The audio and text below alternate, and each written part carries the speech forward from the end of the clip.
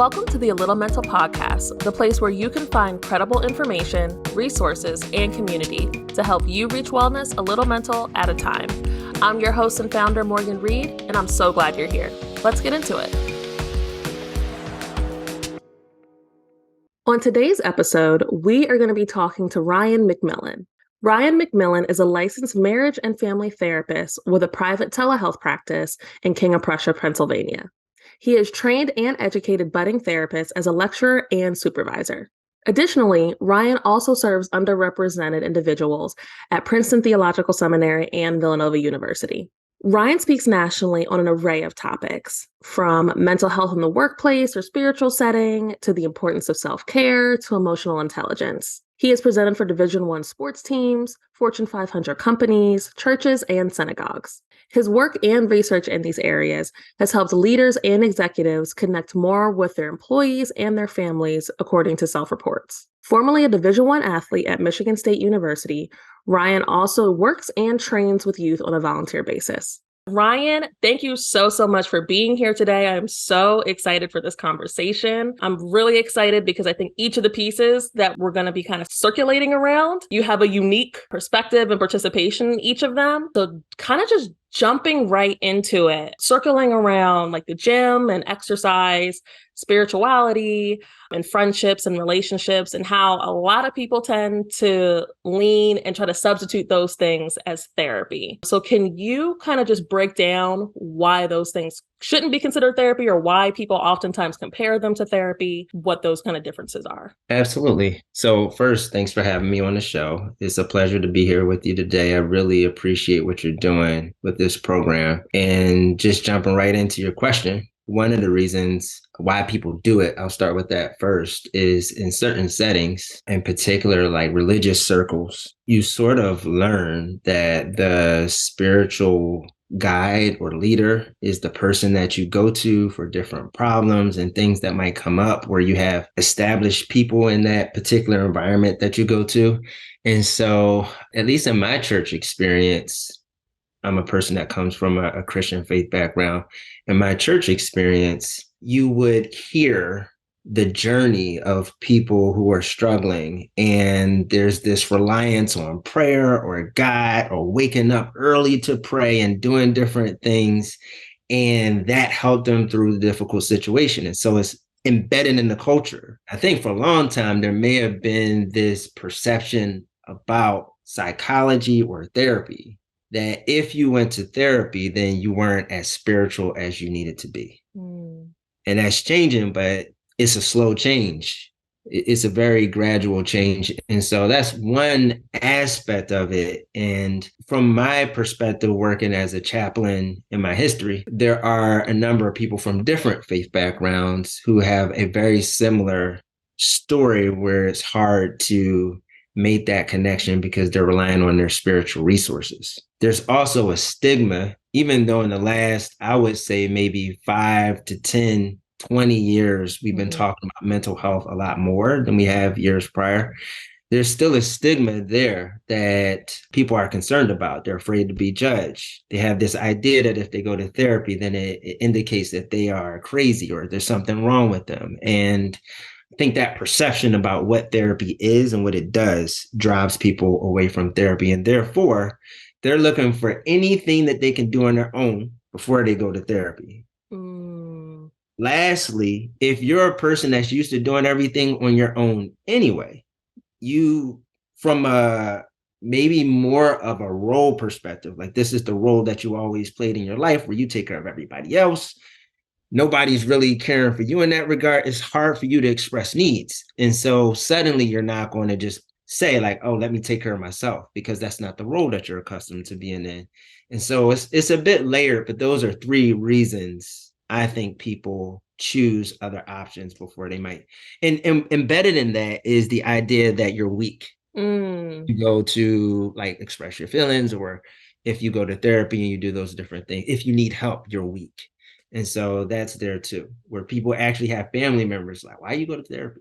Yeah, I really appreciate what you said. It's culturally embedded, especially when it comes to the stigma or the resistance, especially when you think of spirituality. I also come from a Christian background. And so a lot of times you think about like the spiritual practices are what are supposed to help you get rid of or minimize anything, like the pray it away, that, oh, you just have to go to church more. Oh, you just have to read your scripture, your Bible, your holy book more.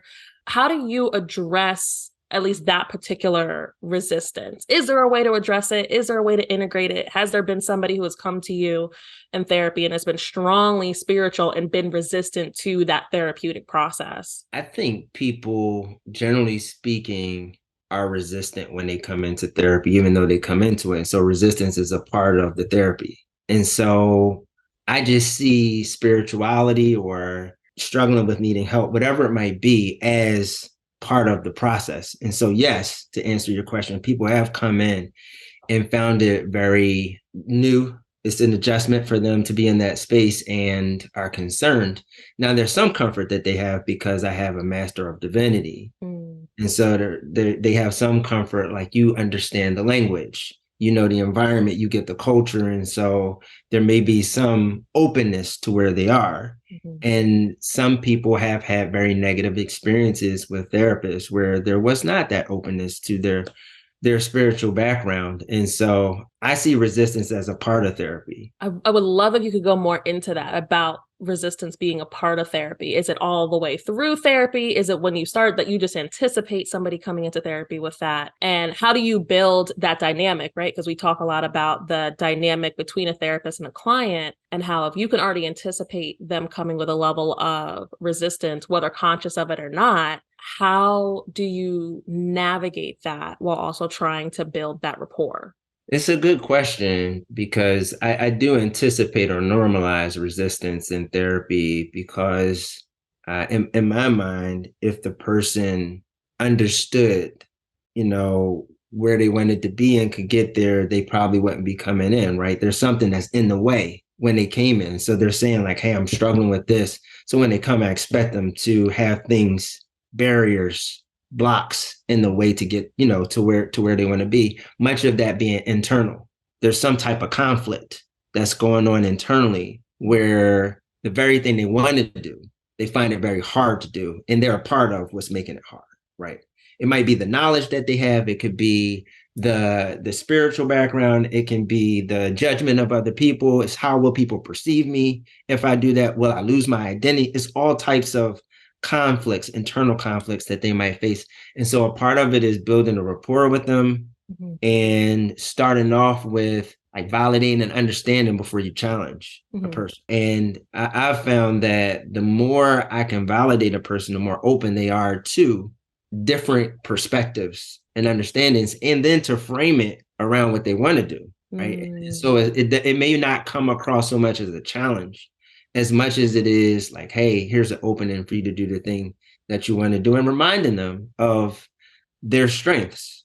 So I have a very strength-based perspective. And if I can highlight how resilient the client is, then perhaps we walk away with them feeling like they can do hard things. And I believe that's true.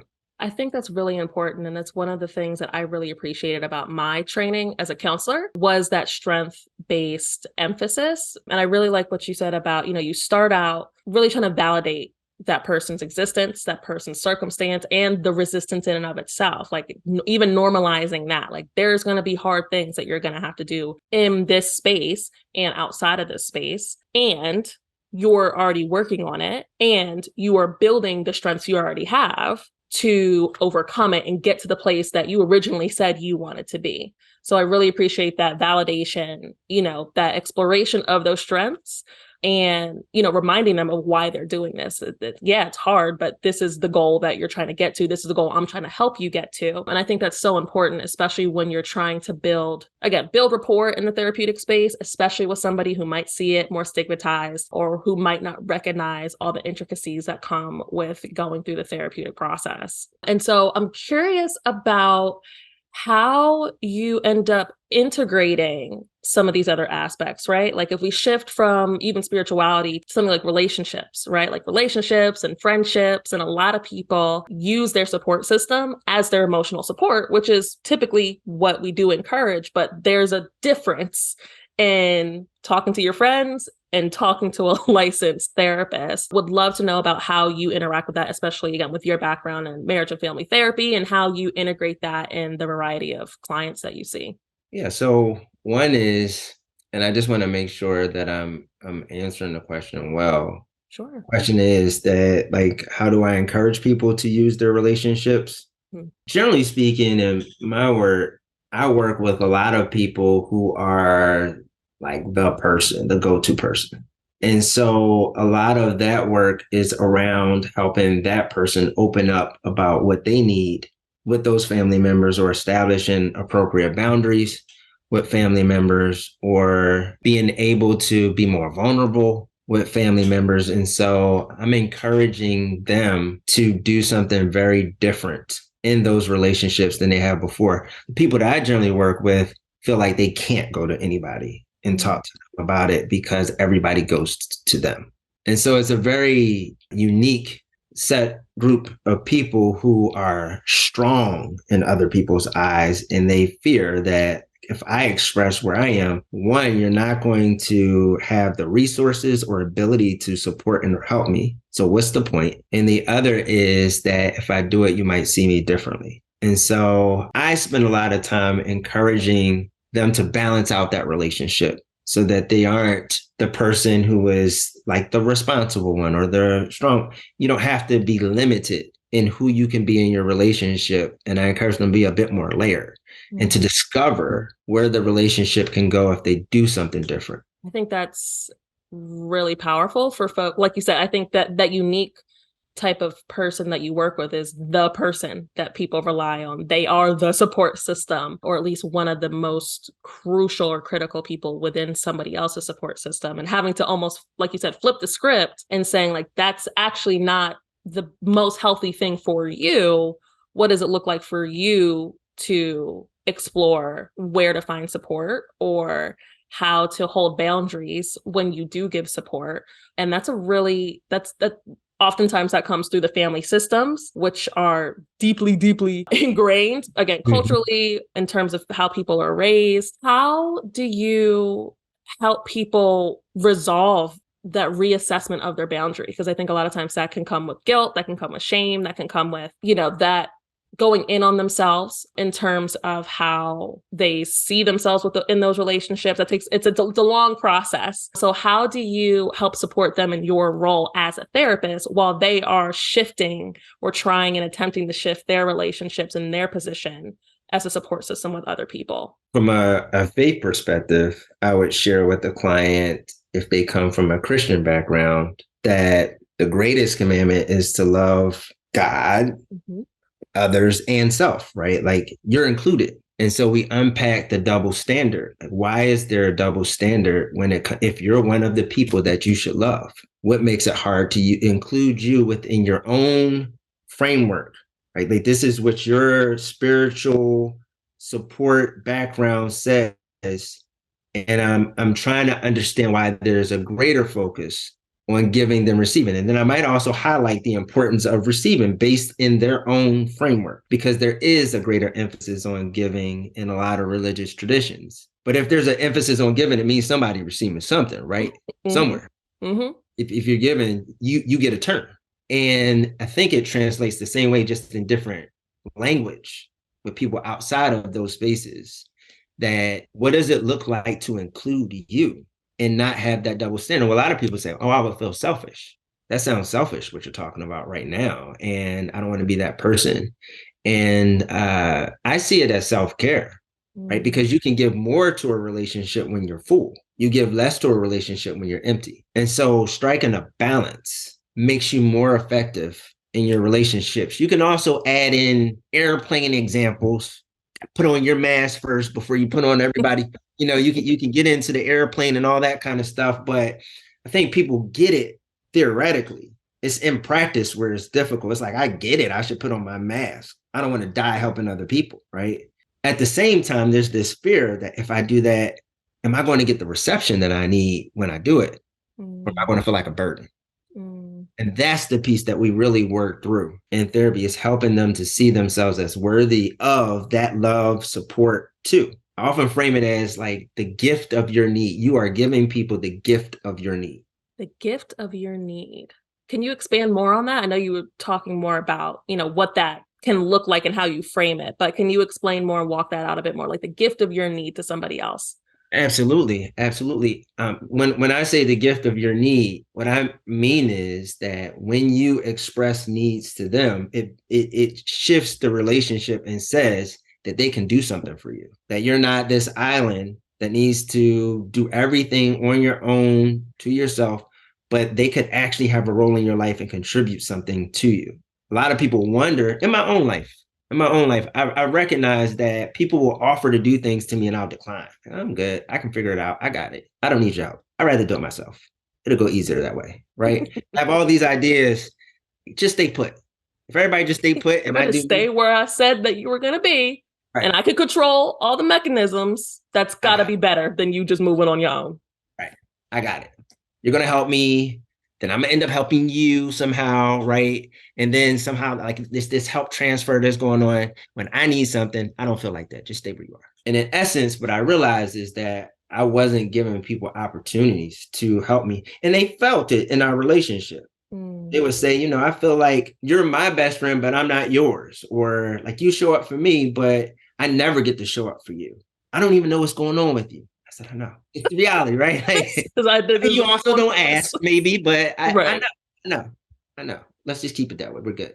And I Yeah. realized that that was doing more damage to me in my relationships. That's as somebody who feels like they're getting called out right now. That feels like such a and is a difficult thing to do in practice. Like you said, I think oftentimes when you think of the folks who are the support people, they got theoretical. Theoretical, we can get the concepts. Concept got you. I'm very, the very self-aware, the very, because you have to be, right? Because nobody's telling you about yourself because you're taking care of everybody else. But putting it into practice, how are you able to motivate people?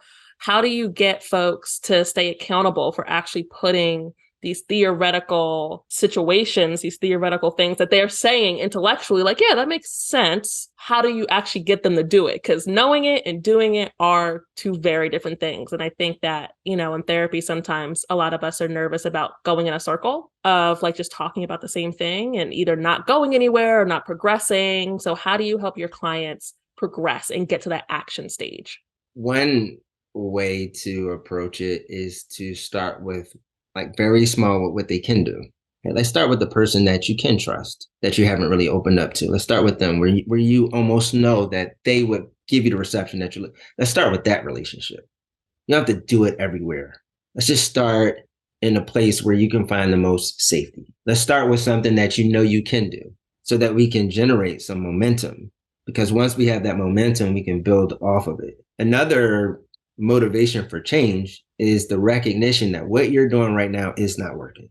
And to some extent, it's hurting you. And so it's like, okay, if we understand that this hurts, what will help? And how can we, get that in place? What's the action step? How can we be committed to doing that in this time frame so that you can get to where you need to be or where you want to be? And then there's a lot of exploration, right? Like, what are you giving up? If you do this, what are you giving up? Who will you become? What identity are you afraid of when you do this?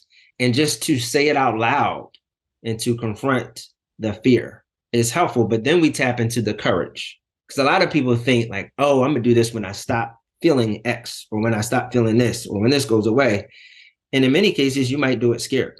So perhaps we're pulling on moments where you've already done some things and you were scared, and preparing a person to bring that same part of you where you had that courage could be very useful here too. So you're not doing anything new, right? Like you're just doing what you've done before in this context, but making that connection that, okay, you've done this before. You got it. You have it. You can do this is a helpful way to get clients in the place where they want to be.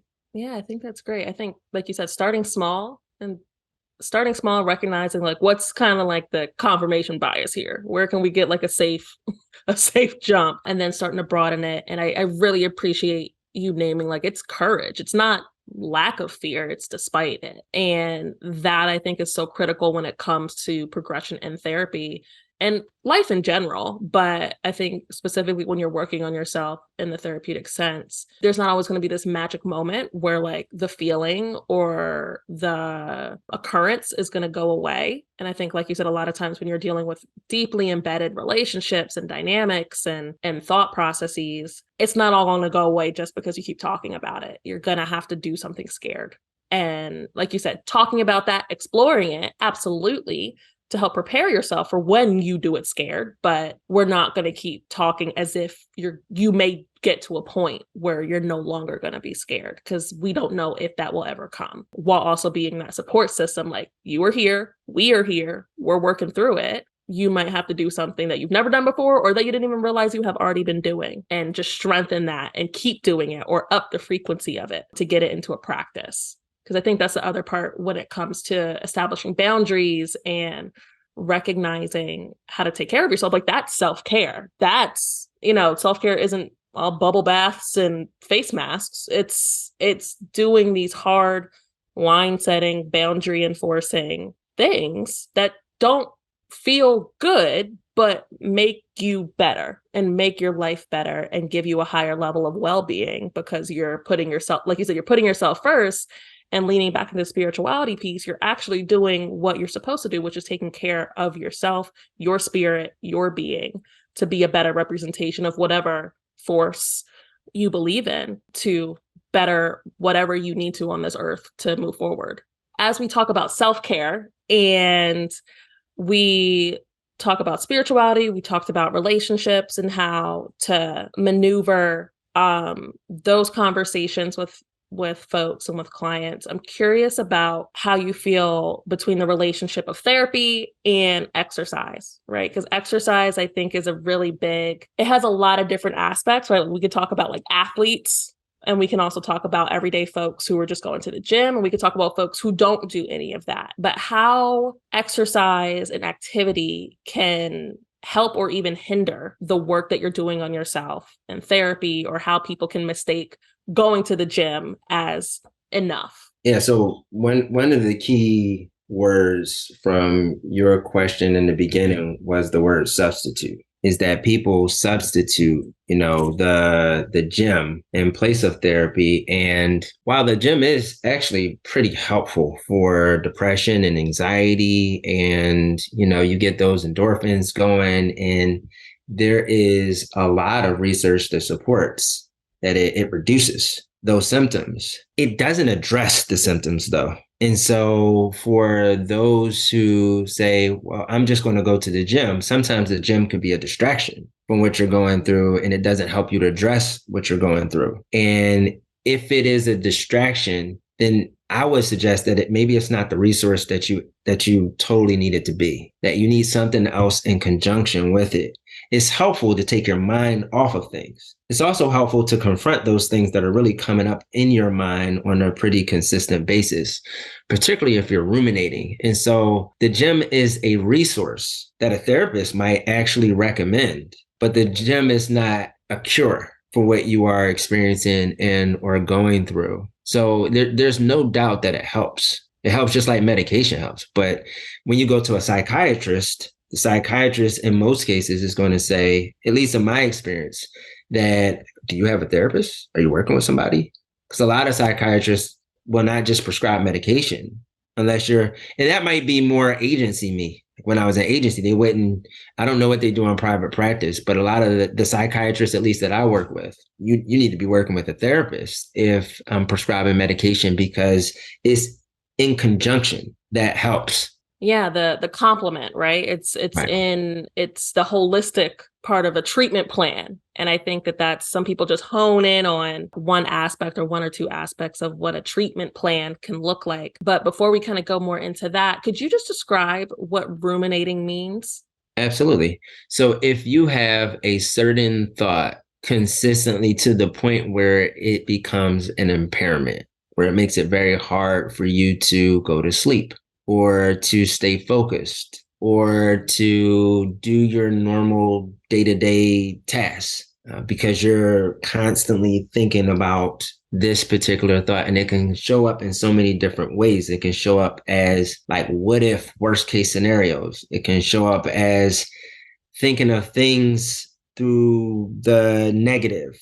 It can show up through looking at yourself with a certain label. It can show up in many different ways, and there are names for these different types of ruminating. But however it manifests, those like pretty persistent thoughts that you have that become an impairment would describe what ruminating looks like. Yeah, that's super helpful. I think for some folks too, it's difficult to know when, again, talking about that in conjunction with, right? So say if somebody is like, yeah, that I kind of have those thoughts, but I go to the gym and it seems to work itself out. When do you suggest folks who are using, whether it's their relationships and venting to their friends or going and getting whatever they need from their spirituality or even going to the gym, what do you feel like is that line, right? Where you're like, you should probably talk to a therapist to work some more of this out, to be in conjunction with these other helpful protective factors and self-care pieces and elements. Where do you feel like someone who doesn't have exposure to therapy should start paying more attention to that? So, and I want to make sure to understand that the question is like, when should people go to therapy for this, or what signs, what are some indicators that Yeah, they? what are some indicators where it may be, like you said, you talked about the impairment, like when is it like, oh, I think about it all the time? Or you mean everybody doesn't wake up with the feeling like they're going through the floor on their chest as soon as they become Right, conscious? Like, like what is the difference and how do you know like I should see a therapist? right. Okay. So in my view, it's probably a lot sooner than any textbook might indicate, because I think that the sooner the better. And so if you are having those types of thoughts for typically it's like for 2 weeks, right? Like when you think of depression, if you're going through something like that for around 2 weeks, it's important to speak to a therapist. So there's a time frame if that thought is persistent for a certain time.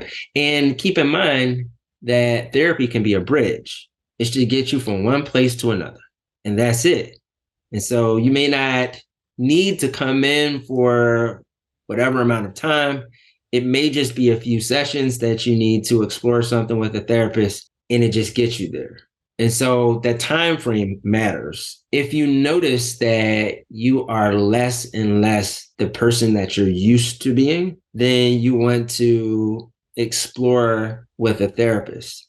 And what I mean by that is if you are unable to do things that you typically enjoy, if you find that your focus is like you're never really present in your relationships and you usually are present in those relationships, if you start to feel a bit more self-conscious, if you are doubting yourself, if you are seeing you in a very different, more self-deprecating way, then all of those would be signs. If you're not getting sleep, sleep is a huge indicator that the lack thereof, that you may need to go and see a therapist rather than talk to a friend.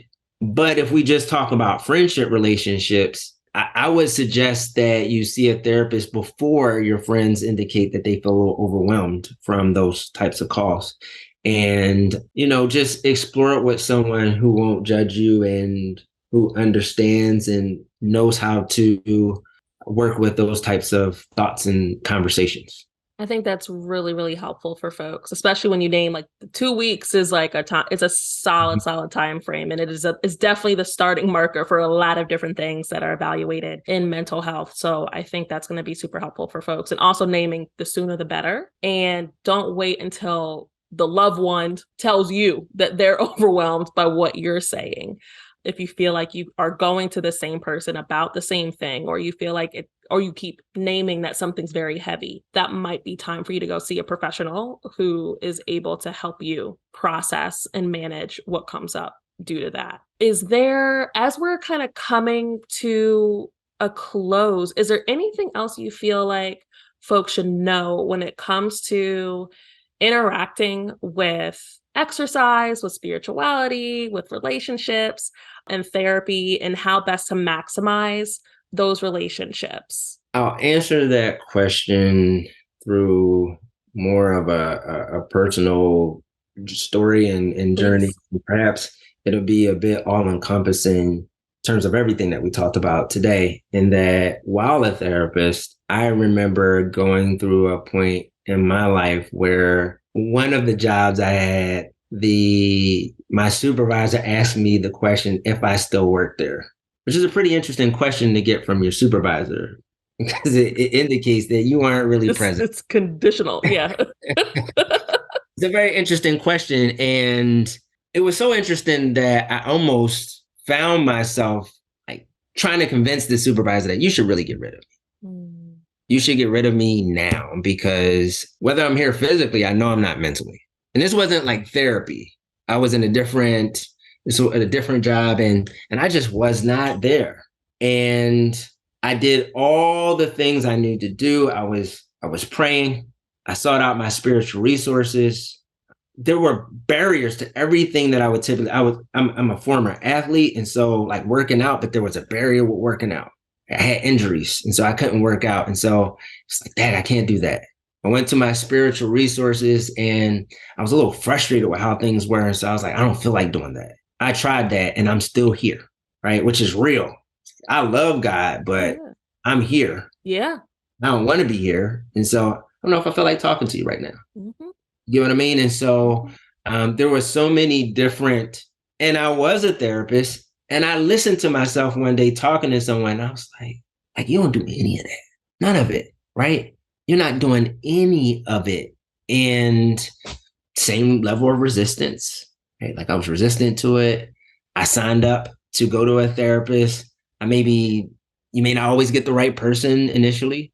I had like two, three, four different people, and what was sort of helpful for me was that for like the people I work with, I struggle with help. I struggle with leaning on someone else. I struggle with all of those things. And so I get it. I get it. I understand it and I live it. And, to answer your question, I was in such a difficult place that I needed something more than all of those resources that I had in my life. And I was a person that would recommend Yeah. therapy, and I wasn't going to therapy at that time. I had done all this work. If you've been in school to be a marriage and family therapist, what you have, right? Hmm. You do all of this work, and I've been a part of different programs where we've done all of this internal work. And so I've done some things to make me more aware and insightful. And I have great conversations with friends that are also therapists where I'm aware and insightful. But when I would even mention things to them, they would say, "Oh, you're good." I was like, "No, not y'all too. Y'all too. Come on. I need help." Help me. Yeah. And so I realized that because of how I was known to people, that I probably wouldn't be able to get that, even in the circles that I said, I know I'm gonna get this from this person because they're my therapist friend. Yep. We're gonna talk. I would go into my little bit. You're gonna be good. I was like, that's not where I'm at right now. It's not what I needed. Not what I needed. And so I hope this is a way to answer your question that, from a personal standpoint, I just realized that nothing else was working Mm. and I needed something more. And I tried all the resources I tried meditation. I tried writing in a journal. I tried all of that.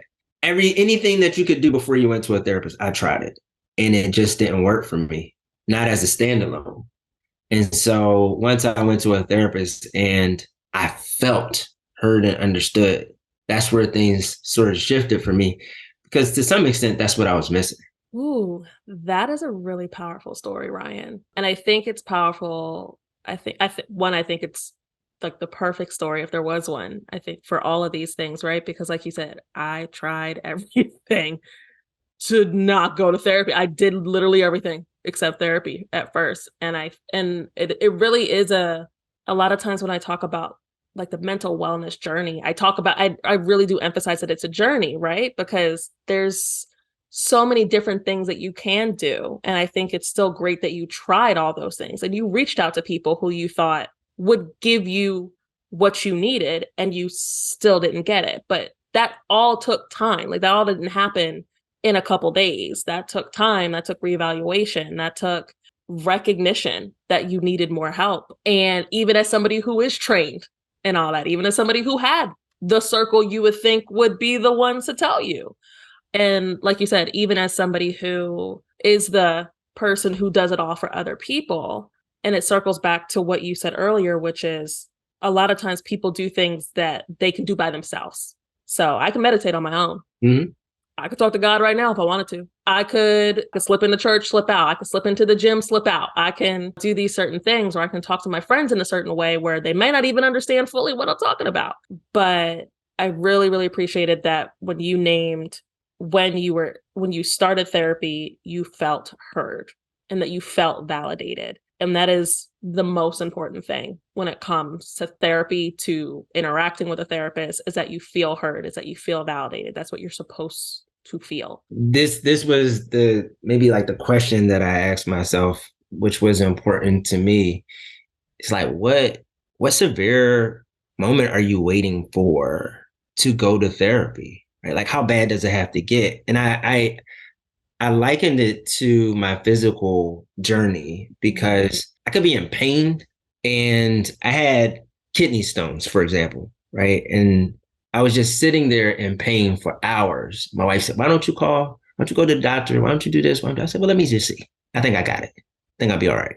And I was in pain. It actually hurts to have kidney stones, like a great deal, where they recommend, prescribe some good medication for you when you're in that kind of pain. And I'm like, what level of pain do I need to be at in order to get help, and why? Why do I need to be at this level of pain to say, all right, now I need help?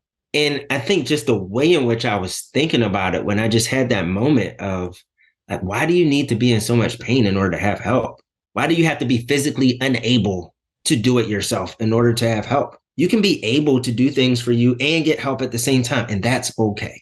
And when I had that conversation with myself, because I talked to myself, when I had that conversation with myself, I was able to seek therapy. But I just wanted to add that last piece, that things don't have to get to such a severe place before you seek help. I think that is also a really important piece, right? That you shouldn't, how much pain is it going to take for you to realize that you deserve help? Why does it take so much pain for you to realize that you need help? I oftentimes liken therapy to, or like reasons why you go to therapy compared to like why you go to the doctor. You really want a doctor before you break your leg. Like, you don't want to have to go look for a primary care physician before you catch the flu. It makes it easier to be able to help you when somebody understands you and you're not in such a deep space. And it's easier to find someone. Because I even think, like what you said, when you're in pain, it is very hard to think straight, whether it's physical, emotional, or otherwise. And finding a therapist, not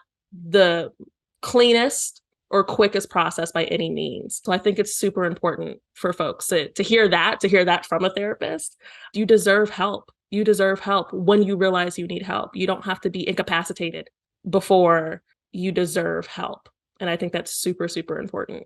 Anything else, Ryan, that you feel like I feel like that was a beautiful, beautiful place to end, but you might have more. I think that is a good place to land. Well, thank you so much, Ryan, for being here. If you want to learn more about Ryan, we will have his information in the show notes. If you want to learn more about how to find a therapist, where to find a therapist, you can go to our website, A.Little.Mental.org, and you can follow us on social media on Facebook, Instagram, and TikTok at A.Little.Mental. Thank you so much for listening, and don't forget to be kind to yourself today.